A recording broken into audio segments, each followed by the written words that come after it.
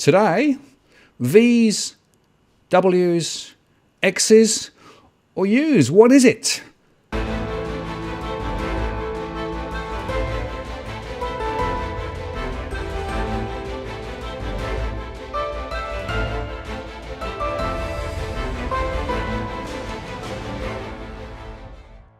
Hello again, I'm Martin North from Digital Finance Analytics. Welcome to his posts covering finance and prop news with a distinctively Australian flavour. Today, my great pleasure to introduce you again to George Gammon. Hello, George. Hello, Martin. Thank you for having me on the show. It's great to have you back, and you and I have some really interesting conversations when we get together.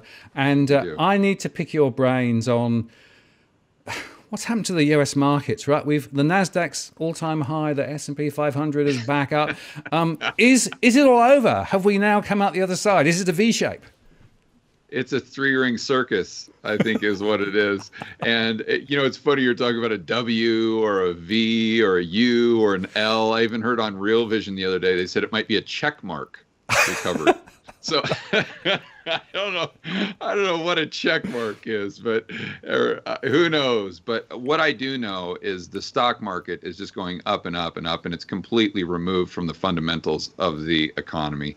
I just interviewed Jesse Felder today, who's brilliant to say the least, and he just makes so many fantastic arguments for the fundamentals just not even being in the mindset. It's not even given a thought anymore. It's really about just liquidity and algorithms and people detaching price from value. It's what's the Oscar Wilde, I believe, is the person who coined the phrase that the fool, it might not be this exactly, but it's the fool always knows the price, or the fool knows the price of everything and the value of nothing. And I don't think there has ever been a time, at least in the U.S. market, where that has been more true. I even go through my Twitter feed or try to spend time on Twitter just to get a feel for kind of the overall retail investor. And they honestly, they don't even pay. It's hard to even articulate.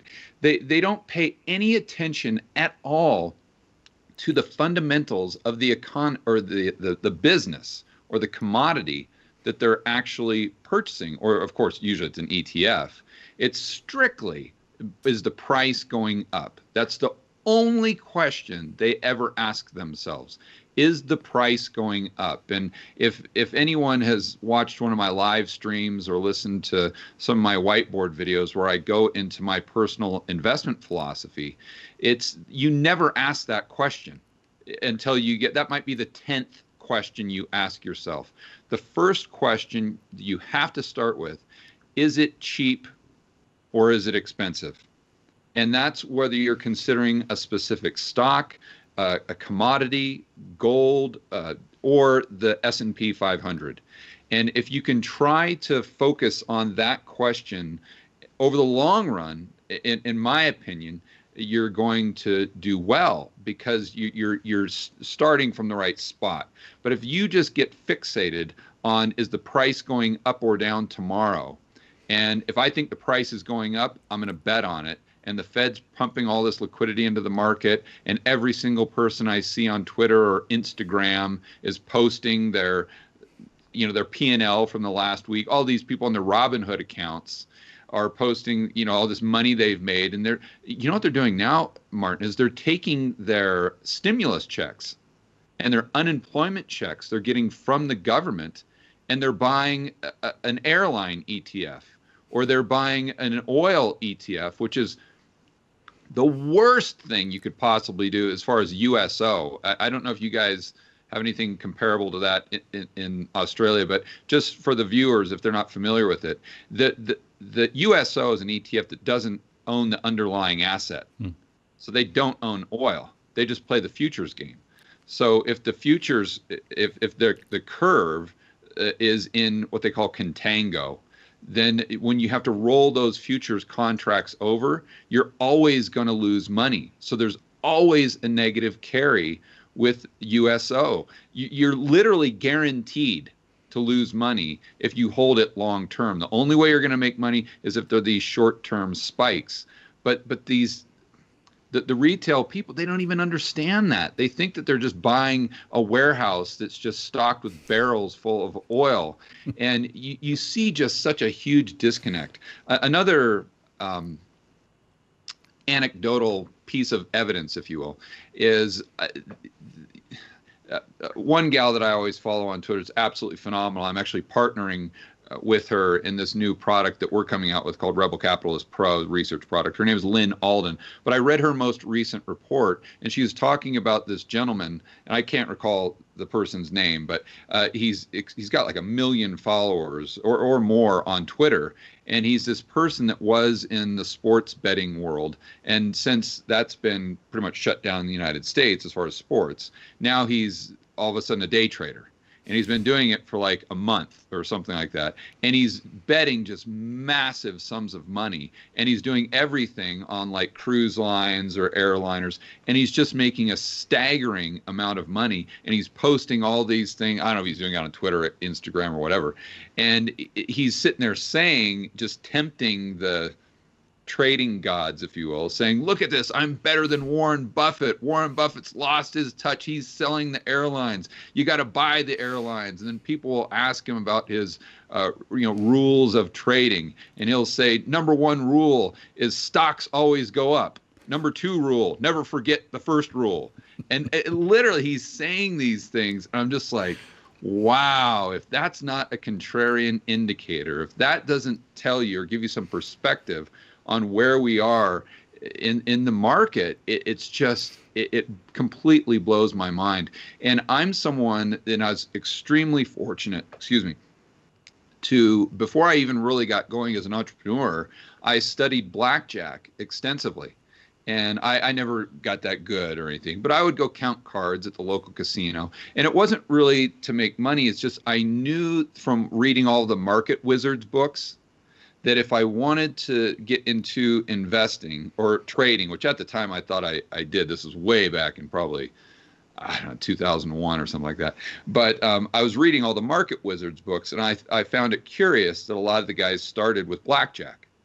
So that's what got me into it. And then I read Ed Thorpe's book, and I said, okay, well, I want to train my brain to eliminate emotion as much as possible from the decision-making process and understand how probabilities really should rule everything that you do.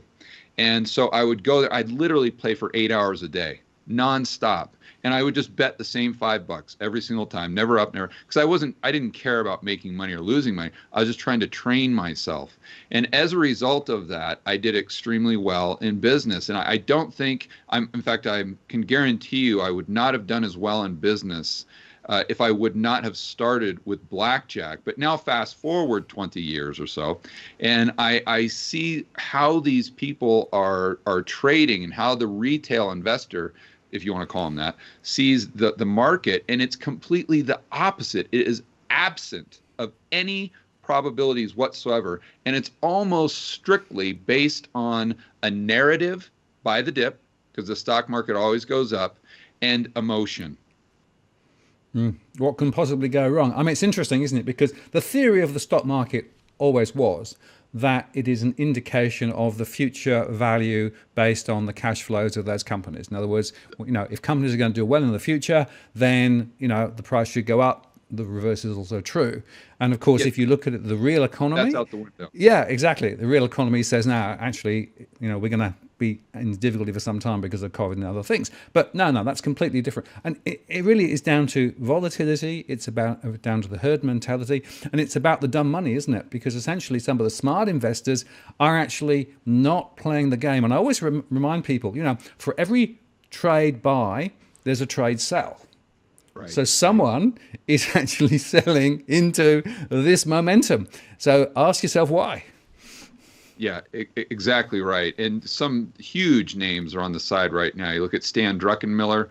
I think he just came out saying that he's never seen worse risk reward than in his entire career, and that's saying a lot, than right now. You look at Warren Buffett's cash position, And I think it's at all-time highs or very close to all-time highs. So when you're asking me if I would rather be on the same side of the boat as Warren Buffett and Stan Druckenmiller, or this guy, these people on Robinhood, it's a very easy decision for me. And although I just was talking about probabilities and a lack of emotion and facts and data, I do occasionally really like to look at the psychology of it and kind of look at history.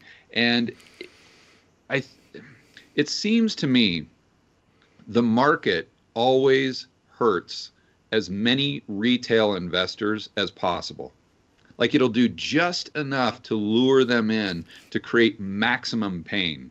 Whether it's in the housing market, whether it's the stock market, you look at the 99, 2000, I'm sure the same thing maybe in 1929. But it just seems to be the retail average Joe and Jane is always going to receive the brunt of the punishment from the market. So if you can fade those people, I think you could have an edge there. And I remember even going back to gold, and I'm the biggest fan, or one of the biggest fans of gold there is. I always encourage people, and what I do is I like to keep 10% physical gold in the portfolio just as an insurance policy. But I remember back in, 2011 maybe, when it was up at, I think at 1900 it might have peaked out. And I was in Arizona at the time. I remember going to all the malls and seeing, like, every single kiosk or cart that you saw in the mall was "We buy gold, we buy gold, we buy gold." You'd sit there and turn on the TV, and every commercial you heard or saw was "We buy gold." Same thing on the radio. And you start, and then all, your buddies that don't know anything about the market or macro, they're sitting there saying, "Oh my, what are you doing today?" "Well, boy, are you kidding me? What's everyone else doing? I'm going down to the local pawn shop and I'm going to buy some gold coins." And you're like, okay, so this isn't a good sign. If this is a sign of we're closer to the end, let's say, of a bull market than we are at the beginning. And it's the same thing in Bitcoin. I think Bitcoin is very attractive from a speculative standpoint. But let's be honest, when Bitcoin was up at 18,000, I mean, the Uber driver is the classic scenario. Everybody was talking about Bitcoin. I think CNBC even had just a running ticker of the price instead of like the S&P.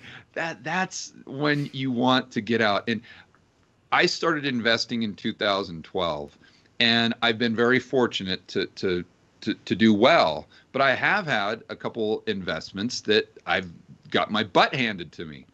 And I've noticed every single time I've made an investment where every single person around me, friends and family, is telling me that I'm absolutely crazy. What are you doing, George? You're investing in Colombia, in real estate? You've got to be out of your mind. No one's going to go down there. You're going to get kidnapped. You're going to get decapitated. You're crazy to invest in apartments or whatever in Medellin, Colombia. Don't you know the only person down there is a drug dealer, blah, blah. This was back in 2015. And sure enough, those are always the investments that I make a killing. That's when I crush it, is when everyone is telling me that I'm insane. The investments that I do, where I tell them about it, and people are like, that's a great idea. How do I get into that? Those are the ones where I always lose a ton of money. Yeah, well, I think that's right. If everyone zigs, you zag is often quite a good piece of advice. Now, talking about zigging and zagging, the Fed is only zigging at the moment, right? They're writing more and more they've stuff. Only zigged for the last 10 or 12 years, yeah. And I don't know whether you saw, but one of the senior people basically admitted that they're going to continue this bond buying process for at least another 5 years, right? So this is going to be part of the furniture for the next generation, right? For sure. So how much debt is too much debt? Is that a question that's even worth asking? And How does this link back? Because I'm interested in PPP, right? And the real economy, because it doesn't seem to me that much of this is actually hitting the real economy. I think it is and it isn't. Right. I just did an interview with a really good friend of mine who has a YouTube channel. I'll give him a plug at The Uneducated Economist, and he's sensational. And he actually, I love talking to him because he works at a local lumberyard on the coast of Oregon. It's not a big Home Depot or chain. And he's actually the ordering manager as well. So he really is in the trenches for people spending money on home improvement and what prices are doing.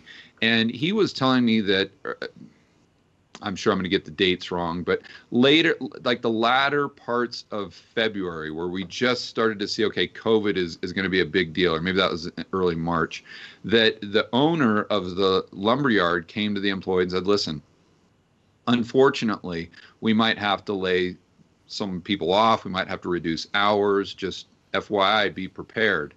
But like 3-4 weeks later, after people started to get their stimulus checks, he said business was actually booming because all these people were in lockdown and they had nothing else better to do than paint their house or do a deck or something like that. So and then what happened was the supply was being restricted because all the lumber yards where they were getting their 2x4, let's call it, they were all shut down. So you had a lot less supply, but you had just as much, if not more, demand. And so you saw inflation, or at least in those prices, going up substantially. And I know a lot of Americans, and I don't know how it is in other countries, but a lot of Americans are actually making more now with the additional unemployment benefits than they were making at their jobs. So it creates this very very odd dynamic where the employers are actually competing with the government for their own employees. And part of and I don't know if it was PPP, it's probably a different one, Martin, I apologize. But the program that they had for small business lending specifically was stated that you had to hire your employees back, or you had to keep them employed, or else the money that you took from the government would turn into a loan instead of just a grant. So of course you've got all these employers that are saying, okay, sorry guys, now it's time to come back. And it creates all this tension between the employees. They're saying, what are you doing bringing me back? I'm making more money right now staying at home and doing nothing or spending time with my family. And you're making me come back to work, take a pay cut, while at the same time exposing me to a potential health risk. So it's the government just completely distorting things. But as far as to answer your question specifically, I think those types of programs are definitely getting into the real economy. But the majority of the Fed's programs, but I think PPP's the CARES Act. So that would be a government program. And as you know, it's a lot easier for the government to spend money into the real economy, in other words, increase M2 and broad money supply, than it is for the Fed, who can really only, as of right now, who knows what it'll be in the future, but as of right now, can only create these bank reserves that we would consider base money. And a lot of people don't understand the difference. But as of right now, the Fed just really prints money, if you will, by creating these bank reserves and by buying assets from the primary dealer banks. And then it's up to the primary dealer banks to go ahead and create additional M2. Or what can happen as well is the government, of course, can spend the money. They can issue the treasuries, and then the primary dealer banks buy the treasuries real quick, and then bam, they just sell them to the Fed. It's basically just debt monetization. That's just a shell game, so they can pretend that they're not monetizing the debt, which just means that they're buying, they meaning the Fed, or printing bank reserves to just buy the treasuries directly from the government, so then they can spend the money into existence. So again, to answer your question, I think part of it is getting out there, at least the government component, but the majority of what the Fed's doing probably hasn't hit the real economy. as much. But that said, though, if you look at M2, the chart of M2 has gone parabolic, just like the chart of the Fed's balance sheet. So I don't know if that's just correlation or causation. Who knows? I guess we'll see here pretty soon. Okay, so then the obvious next question is those unemployment numbers that came out last week, right? It was down to 13 something, right, rather than what it was. And then the Labour Department came out and said, well, actually, those numbers aren't quite right. Yeah, exactly. Yeah, so I mean, I think the unemployment number is just as much of a joke as the CPI. And if you look at the way the CPI is calculated, and if you just calculated it the way the government did, not some tinfoil hat guy in his garage, but just using the government method they used in the 80s or the 90s, inflation would be, let's call it 5-6%, if not higher. But it's the exact same thing with unemployment. If they calculated unemployment, and I don't know, I can't recall this specific decade, but it wasn't that long ago. In fact, I think the big change they made was in 1994. And in fact, I know that because I looked at a chart the other day, and if you see the unemployment, and that's with U6 or U3, and U3 is the headline unemployment number, but both of those just dropped dramatically, like right after 1994. They go down by like 2 or 3 percentage points.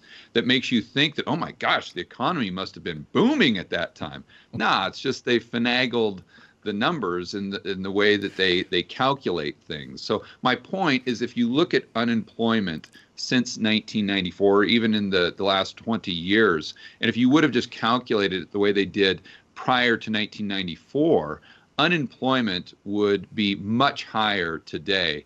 And I think most people, just the average Joe and Jane on the street, they hear the word unemployment and they just think that means it's the lump sum total of everyone without a job. And nothing could be further from the truth. Another interesting study I looked at that I'll probably use on my video tomorrow is looking at the way they measured unemployment during the Depression. And I was shocked to find this out. And I actually need to reread it again because I can't believe it's true. But they were saying that there was a couple different ways of measuring it. But the headline number that we see today that was up at 25%, that included government workers. So back then, they felt as though if you worked for the government, you're basically unemployed because you weren't producing anything.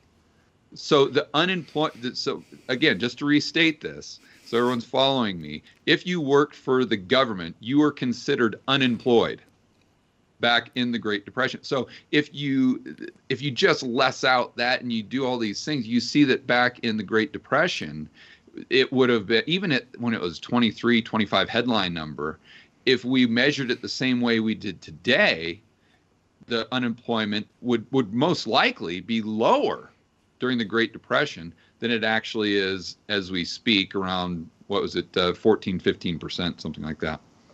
Yeah, well, it's interesting because we have the exact same problem in Australia. The headline number is nothing like the real number, right? And they've gone through that same process of being very carefully to exclude those who aren't actually looking for work actively, and those who are employed for an hour. No, they're all fully employed. So actually, I look at underemployment, right, which is essentially the people who actually want more work and can't get it, and that underemployment is way higher than it was. So is that the delta between U3 and U6? Pretty much, yeah. Pluses and minuses, but basically it says if there are people working part-time who want to work full-time, we need to know that. So it's basically hours worked is probably a better way to measure what's really going on. Hours worked is pretty bad down here as well. So, but yeah, you're right. How do you calculate the people that want to work full-time but are working like 2 or 3 part-time jobs and having the same hours work? Because that's really a problem in the United States. Yeah. I don't know if that's a problem in Australia as well. No, it is absolutely. Yeah. In my survey, so I actually go through that in more detail in my surveys. And, the number of people who have 2 or 3 or 4 part-time or gig type jobs to try and keep the hours up, to try and keep the income, is gone through the roof in the last 3 or 4 years. So that's a fundamental change in the way that the employment market works, certainly here, whereas people would used to have one job and that would be pretty much where they were. Now they have to bounce around from place to place to be able to get part-time work, and that degrading of employment is just nobody wants to talk about it, because it's a fundamental shift that's happened, and it's partly because of gig jobs and those sorts of things. But yeah, many people would love to be able to get a single job in a single location for full time, but no. Yeah, and yeah, they wouldn't be included in the unemployment numbers. Yeah, see, and that's what makes me even more concerned about the structure of the economy and the stock market more specifically. And what I mean by that is, here in the United States, of course, we've got this big millennial generation. And I would argue, since they've come out of university or college, they've had a real rough time finding good quality jobs. So it's much harder for them to get ahead, to build wealth, to increase their purchasing power.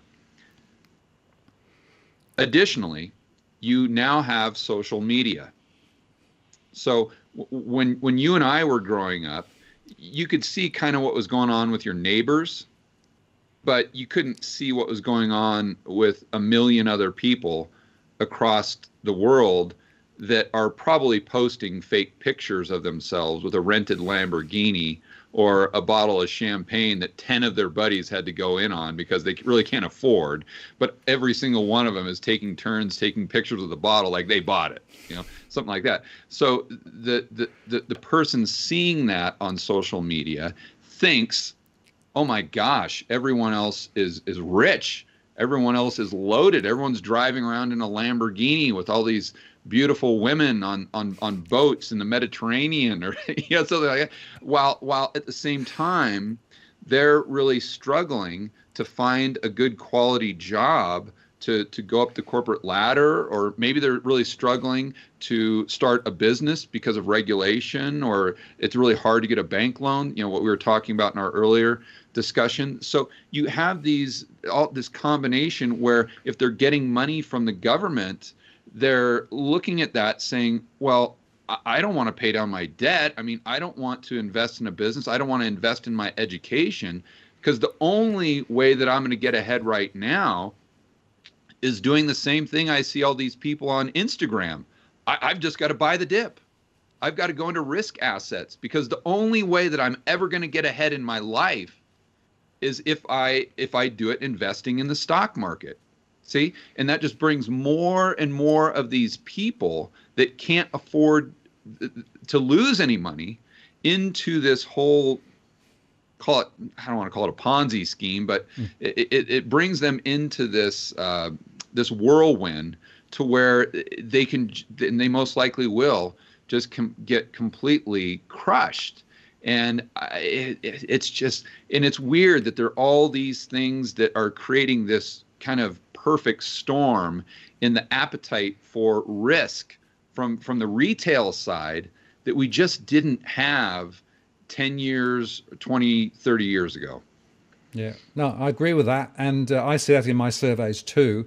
The attitudes amongst some of the younger cohorts are really interesting. As you say, they often take bigger risks because that's the only thing that they can see in terms of trying to get ahead. But the other thing, of course, is they come into the working population with huge debts already, because many of them now already have university debt to start with, and they're also wired and trained to think that debt is good. So they actually will have the the credit cards, and they'll have the buy now pay later facilities already, right? So they're actually being trained to become good borrowing citizens, right? And what I keep saying to people is, understand the game you're playing here is a game that's being played out for you. You are the cannon fodder, right? Yeah, that's right. You are the cannon fodder. You are the cannon fodder, whether you're actually going and speculating on the markets, or whether you actually go and take those loans and pay those high interest rates. Because essentially, the way that the commercial world has been structured, it effectively is sucking the blood out of those younger generations. And most of them don't get it. No, they don't. They really can't differentiate between productive debt and consumption and consumer debt. But thinking through what I was just saying about the stock market, and that's being kind of American centric, but I would bet that the same thing is happening in Australia with the real estate market. So you have the younger generation that sees the only way to build wealth and get ahead is to dump every single thing they can and to leverage themselves to the hilt by buying a property. And the government say, hey, and we'll give you, $25,000 here or $40,000 there to encourage you and to enable you to go buy that property, right? Again, you're playing the game as the cards are being dealt by those who actually are, needing that cannon fodder. And I keep saying to people, understand the way things are working, right? And it may be great to own a property, but if you actually are in the situation where you've ended up with so much debt and then you lose your job or you lose hours, as we're finding now, a lot of people saying, oh, this is really bad now. 38% of households in mortgage stress, according to my latest numbers. That's the highest it's been pretty much forever. People are getting caught. And it's because of the fact that essentially they have not thought through, I think, carefully enough, the implications of, how things are actually structured. Yeah, that's right. And going back to blackjack as well, they don't understand asymmetry.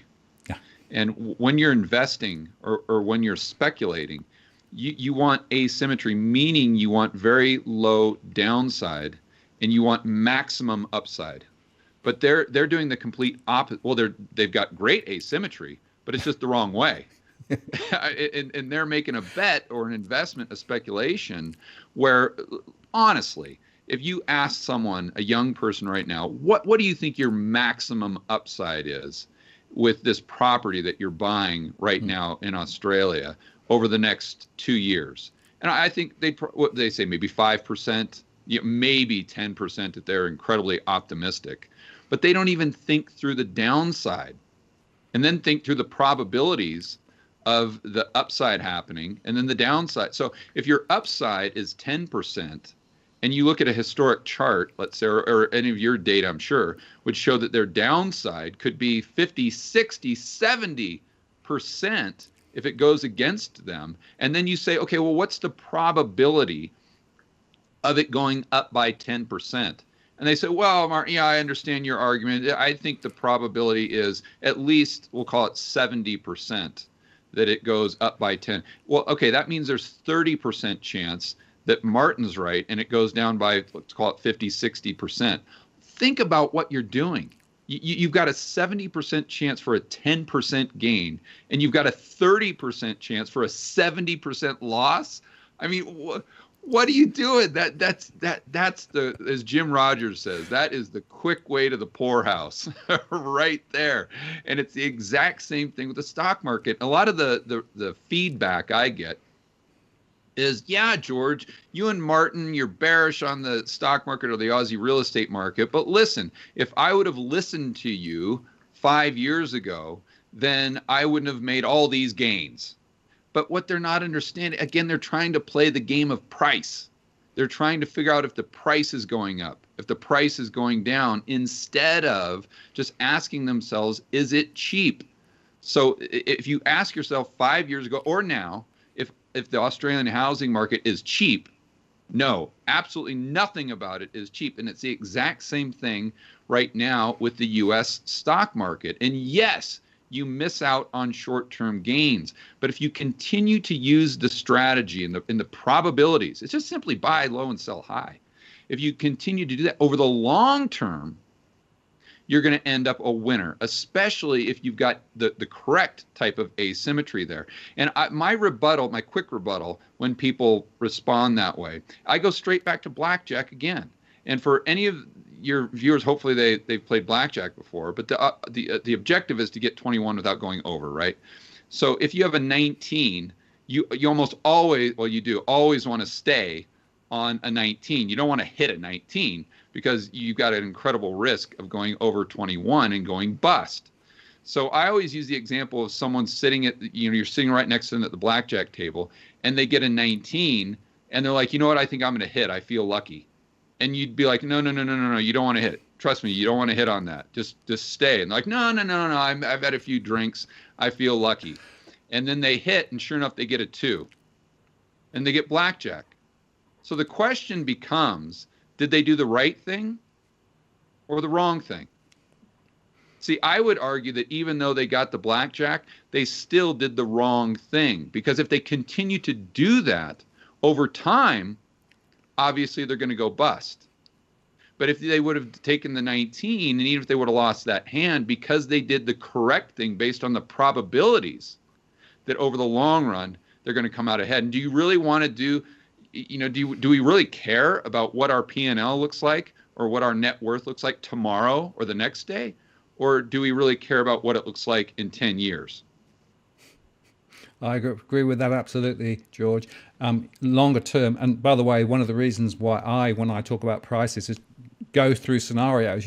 There's a 10% chance that it could go up. There's a 40% chance it could fall. That's the way I think about it, right? Because that then tells me where the middle risk is, and then you can make some decisions, right? But actually, when you talk to people, they say, "Oh, prices always go up." If I get in today, it's a slam dunk. I'm going to make more tomorrow. No, not necessarily, right? And as you say, 10 years later, it could be different. And the final point on that, if you've saved that 5% deposit for a property, and then you get a 95% mortgage, right? Yeah. And prices drop 5%, you're blown away. Done. Right? Yeah. And people don't seem to get that, right? The bank wins, you don't win. Yeah, that's right. All the bank owns all the equity. Yeah. You don't own any of it. And another thing too, I'd be curious about Australia is I don't know how hard it is for people to walk away from a mortgage. Full recourse, right? Jeez. Full recourse. So in other words, even if you sell the property and you've still got debt, you've still got the debt, right? You can't walk away from it. And there's no way to get rid of that in bankruptcy? Other than bankruptcy.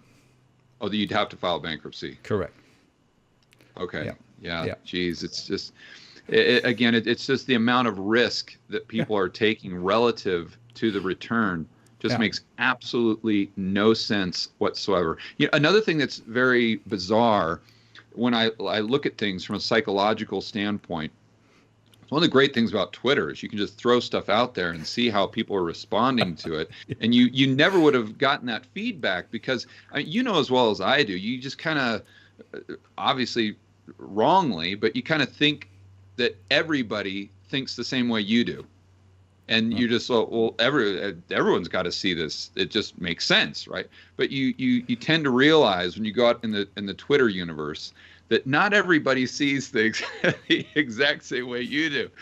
And what's really amazing to me is how difficult it is for people to differentiate an opinion on let's just go back to price, an opinion on a price, and then whether or not to pull the trigger on buying or selling. So as an example, back in obviously I'm quite bearish on the United States stock market, which means I think it's incredibly expensive.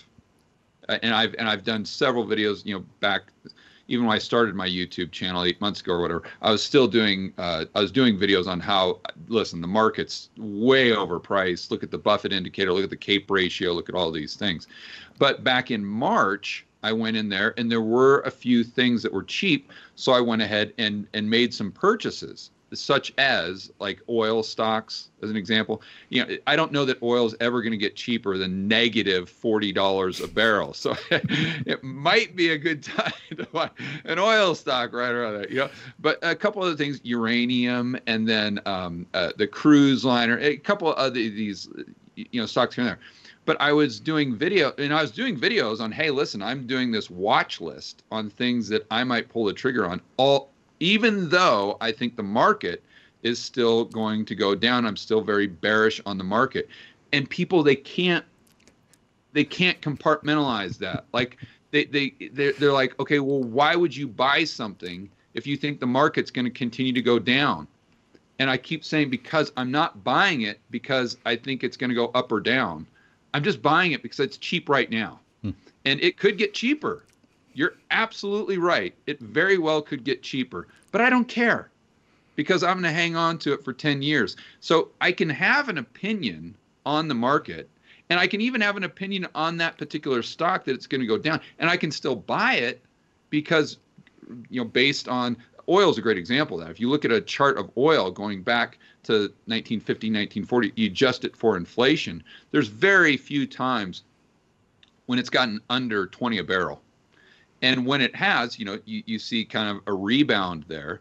And I'm not saying it's going to 100 or anything like that, but history has shown us that the probability is high that if you can buy something related to oil under 20, when it's at under $20 a barrel, you might have some upside there, right? Now, at that time, I thought oil might even go lower. It might. I was thinking maybe $15 a barrel, but that doesn't matter. That's you see the difference there, and it's just really wild that so many people have a hard time separating the two. But it just goes to show you that we as human beings are hardwired to make really bad decisions when it comes to investing. We just are. It's just, when you look at greed, you look at fear, you look at all of these emotions that drive people's decision-making process in investing or speculating, and it just completely overwhelms them. And that's another reason why I think the market will always hurt the most retail investors as possible. Yeah, well, I agree with that, absolutely. And interestingly, on my channel, I get a few YouTube ads, running, and it's quite often I've got these very, very bullish real estate people who come on in my YouTube ads, right? Really? Yeah, it's really hilarious because when you actually listen to them, you listen to them and they're just playing the emotion, right? There's no fundamental logic behind what they're saying, and people though get caught up in that emotion and get caught up with that very narrow viewpoint and then don't do the work and don't understand. And that is actually where, frankly, the fools make their decisions, and that's the problem. So I agree, there's a psychology and a philosophical base here, which people don't get. If they did, they would make very different decisions. Yeah, another thing that's fascinating to me is you ask anyone in the United States, and I would assume it's the same in Australia, how much homework they did online before they purchased their last car. You say they spent 10, 20 grand on a car, even a cheaper car. How much homework weeks. They're sitting there picking out the engine and the color and, do we want white interior? Do we want a Tesla? Do we want this? Do we want that? What model Tesla do we want? Let me do all the homework. Let me research. Let me go on Auto Trader, eBay. Let me see what the prices are. If I go to the local dealership, I want to make sure I'm not getting ripped off, and I want to try to buy things when they're cheap to use that again. And they can see, they do things so well when it comes to making a purchase, like an automobile. But when it comes to investing their entire life savings into in the United States, 401k and into stocks, they don't even do an hour of homework. They're just yeah, whatever. Just my financial advisor will take care of it. No, just throw it into a few ETFs and a couple bonds, maybe the S&P. Anyway, I want to get back to my beer and my Monday Night Football and researching my next vehicle. It's unbelievable. Well, we say exactly the same here. We have statutory superannuation, right? So people have to put 9%. It goes in out of their salary. No argument. Just have to do it, right? But almost nobody is fully understanding where that money's going, how it's being invested, and what the structure of those investments are. It's like, superannuation, I can't be bothered, And yet that's probably one of the biggest investments.